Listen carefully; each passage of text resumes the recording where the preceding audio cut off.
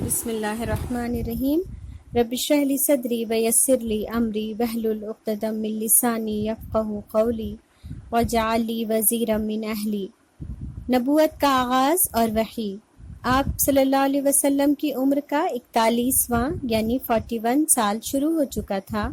رمضان کا مہینہ تھا۔ آپ معمول کے مطابق غار حرا میں دین ابراہیمی کے انداز میں ذکر الہی میں مشغول تھے کہ حضرت جبرائیل علیہ السلام اچانک انسانی شکل میں غار حرا میں تشریف لائے۔ وحی کی پوری رودات آئیے حضرت عائشہ کے زبانی سنتے ہیں۔ وہ فرماتی ہیں رسول اللہ صلی اللہ علیہ وسلم پر وحی کا آغاز نیند میں اچھے خواب سے ہوا۔ آپ جو خواب دیکھتے صبح کو اسی طرح نمودار ہو جاتا۔ آپ کو تنہائی پسند آنے لگی، چنانچہ آپ غار حرا میں کئی رات گھر آئے بغیر عبادت کرتے۔ اس عرصے کے لیے توشہ یعنی کھانے پینے کا سامان بھی لے جاتے، یہاں تک کہ آپ غار حرا ہی میں تھے کہ آپ کے پاس حق آ گیا یعنی فرشتہ آ گیا اور اس نے کہا اقرأ، پڑھو۔ آپ نے فرمایا ما انا بقاری، میں پڑھنا نہیں جانتا۔ آپ صلی اللہ علیہ وسلم فرماتے ہیں اس پر اس نے مجھے پکڑ لیا اور اس زور سے دبوچا کہ مجھے چور کر ڈالا، پھر چھوڑ دیا اور کہا اقرأ۔ میں نے پھر کہا ما انا بقاری۔ اس نے دوبارہ پکڑ کر دبوچا اور چور کر ڈالا، پھر چھوڑا اور کہا اقرأ۔ میں نے پھر کہا ما انا بقاری۔ اس نے تیسری بار دبوچا اور کہا اقرأ بسم ربک الذی خلق خلق الانسان من علق اقرأ وربک الاکرم علم بالقلم علم الانسان ما لم يعلم۔ پڑھ اپنے اس پروردگار کے نام سے جس نے پیدا کیا انسان کو ایک لوتھڑے سے۔ پڑھ تیرا رب بڑا کریم ہے جس نے قلم کے ذریعے سے علم سکھا دیا انسان کو، وہ بات سکھائی جسے وہ جانتا نہ تھا۔ سورہ علق کی ان ابتدائی آیات کے ذریعے محمد صلی اللہ علیہ وسلم کو نبوت اور رسالت عطا کی گئی۔ یہ جبرائیل تھے جو انسانی شکل میں آپ کے پاس آئے تھے۔ اللہ نے انہی کے ذمے نبیوں کو پیغام پہنچانا رکھا ہے۔ آج کا دن حضرت جبرائیل کے لیے بھی بہت اہم تھا۔ نبی آخر الزماں کے لیے وہ وحی لے کر اترے تھے۔ ان کو اپنے سینے سے لگا کر دبوچ کر اس بات کا احساس کرایا گیا کہ جو عظیم ذمہ داری اور پیغام آپ کو دیا جا رہا ہے وہ آپ کی تمام طاقت کو چور کر دے گا۔ آپ کو سینے سے لگا کر جبرائیل نے آپ کے دل و دماغ یہاں تک کہ آپ کی روح کو بھی الرٹ کر دیا کہ یہ عظیم کام رسالت ربانی آپ کو عطا کیا گیا ہے۔ یہ کوئی معمولی کام نہ تھا، دنیا میں ایک نئے دور کا آغاز ہونے والا تھا۔ پھر جو پیغمبر تھا سب سے پہلے اس کو ہی اس کی عظمت سمجھنا ضروری تھا۔ یہ وہ کلام تھا جو اگر پہاڑ پر اتار دیا جاتا تو وہ ریزہ ریزہ ہو جاتا۔ پھر انسان کو ہی رب نے وہ مضبوط قلب عطا کیا جو اس کو اپنے سینے میں اتار سکے، لیکن اس کی عظمت انسان کے سینے میں اترے اور اس کا دل نہ ڈول جائے، ایسا ہو نہیں سکتا۔ یہ وہ کلام تھا جس کے ذریعے ایک انقلاب برپا ہونا تھا، تو اس کا سب سے پہلا اثر محمد صلی اللہ علیہ وسلم پر ہوا۔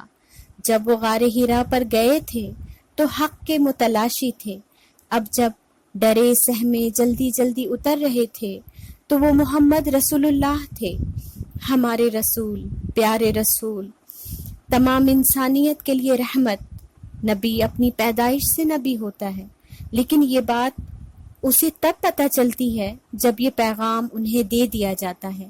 آج محمد بن عبداللہ کو بھی یہ بتا دیا گیا تھا کہ آپ اللہ کے نبی ہیں، خاتم الانبیاء ہیں، محمد مصطفیٰ ہیں صلی اللہ علیہ وسلم۔ قرآن آسان کلام نہ تھا، یہی بات جبرائیل امین نے آپ کو دبوچ کر جھنجھوڑ کر سمجھایا۔ دراصل اس میں ہمارے لیے بھی سبق ہے۔ جب کوئی علم حاصل کرنے آئے یا آپ کسی کو رب کی تعلیم کی طرف بلانا چاہیں تو کم از کم اپنی باتوں سے اس کے وجود کو جھنجھوڑ دیں تاکہ وہ جاگ جائے، ہوش میں آ جائے اور علم اس کے اندر اتر سکے، وہ اس کو قبول کر سکے۔ استاد وہ اچھا نہیں ہوتا جو لیکچر سنائے اور چلا جائے، خواہ کوئی جاگ رہا ہو یا سو رہا ہو۔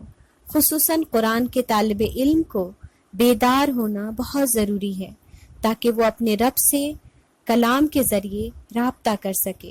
اور اقرا یعنی پڑھو، یہ پہلا حرف ہمارے پیارے رب کا، جس سے ہمارے پیارے نبی صلی اللہ علیہ وسلم کو مخاطب کیا گیا اور ان کے ساتھ ساتھ تمام امت کو۔ یہ رب کا سب سے پہلا حکم ہے جو ہمیں ملا، یعنی پڑھنے کا، کسی مرد اور عورت کے امتیاز کے بغیر۔ لیکن افسوس امت مسلمہ نے اس پہلے حکم کو ہی فراموش کر دیا۔ انہی 5 آیات میں قلم کا بھی ذکر ہے، یعنی پڑھنے کے ساتھ ساتھ لکھنا بھی ضروری ہے۔ دنیا میں اس کتاب کو ماننے والی قوم سب سے کم پڑھی لکھی ہے۔ کیا کہیں گے ہم اپنے رب سے کہ آپ کے پہلے حرف کا بھی حق ادا نہ کر سکے؟ اس علم کو ہم نے کتنے حصوں میں بانٹ دیا، دینی علم، دنیاوی علم، عالموں کا علم، کسی کو نہ سمجھنے والا علم، مرد کا علم، عورت کا علم۔ ہائے افسوس۔ خیر، ان آیات کو لے کر رسول اللہ صلی اللہ علیہ وسلم کانپتے دل کے ساتھ حضرت خدیجہ کے پاس پہنچے اور فرمایا، زملونی زملونی، مجھے اڑا دو، مجھے اڑا دو۔ حضرت خدیجہ نے چادر اڑا دیا۔ جب خوف کچھ کم ہوا تو ہمدرد شریک حیات کو سارا واقعہ سنایا اور فرمایا، مجھے اپنی جان کا ڈر ہے۔ حضرت خدیجہ نے بغیر کسی شک اور دیری کے فوراً کہا، اللہ کی قسم ایسا ہرگز نہیں ہو سکتا، اللہ آپ کو کبھی رسوا نہیں کرے گا۔ آپ صلہ رحمی کرتے ہیں، بے سہاروں کا بوجھ اٹھاتے ہیں، تنگ دستوں کی مدد کرتے ہیں، مہمان کی میزبانی کرتے ہیں، حق کے سلسلے میں پیش آنے والے مصائب میں مدد فرماتے ہیں۔ سبحان اللہ، کیسی مخلص اور ہمدرد تھیں حضرت خدیجہ، اور کتنی اچھی طرح آپ کو جانتی تھیں۔ آپ کی تمام خوبیاں انہیں انگلیوں پر یاد تھی۔ یہ ان کی بے مثال تسلی ہے جو انہوں نے چند الفاظ میں رسول اللہ صلی اللہ علیہ وسلم کے تمام اخلاقی خوبیوں کو سمیٹ دیا تھا، جیسے کسی نے کوزے میں سمندر سما دیا ہو، جس میں ہمارے لیے بے پناہ نصیحت ہے کہ جن کے اندر یہ اخلاق، یہ خوبیاں پائی جاتی ہیں، اللہ ایسے لوگوں کو رسوا نہیں کرتا۔ صلہ رحمی، بے سہاروں کو سہارا دینا، تنگ دست کی مدد کرنا اور مہمان نوازی۔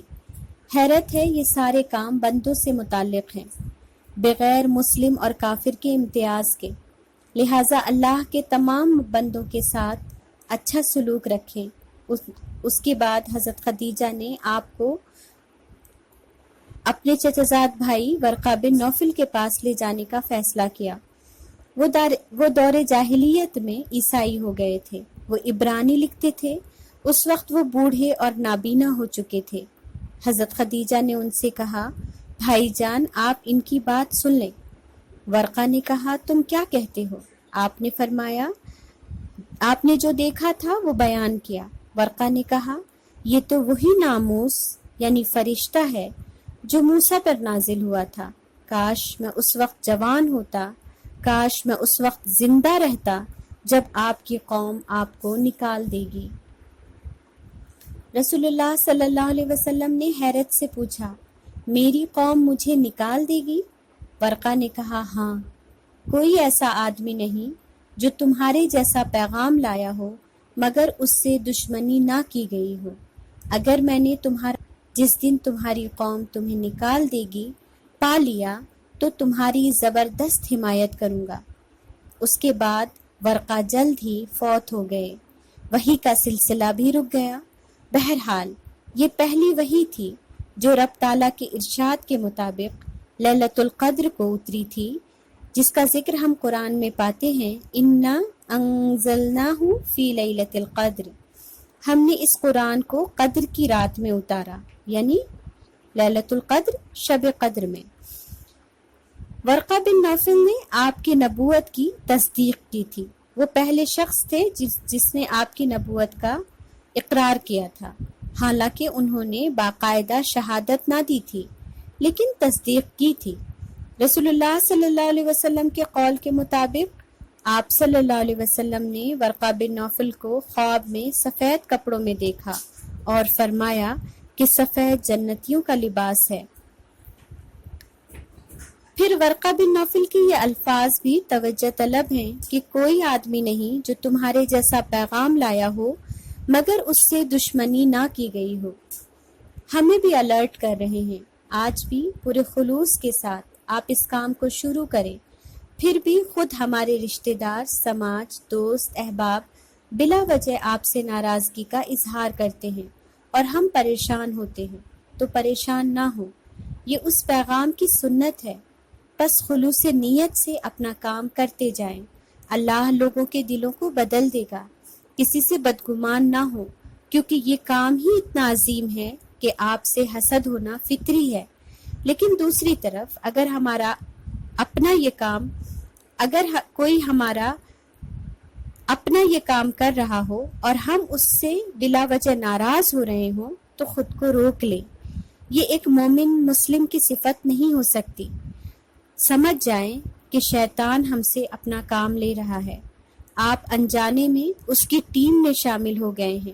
واپس پلٹ آئیں، کیونکہ ہم اللہ کی ٹیم ہیں اور اللہ کا کام کرنے والا ہمارا ساتھی ہے، اس کی مدد کرنی ہے ہمیں، نہ کہ اس سے حسد کر کے اپنی آخرت خراب کرنی ہے۔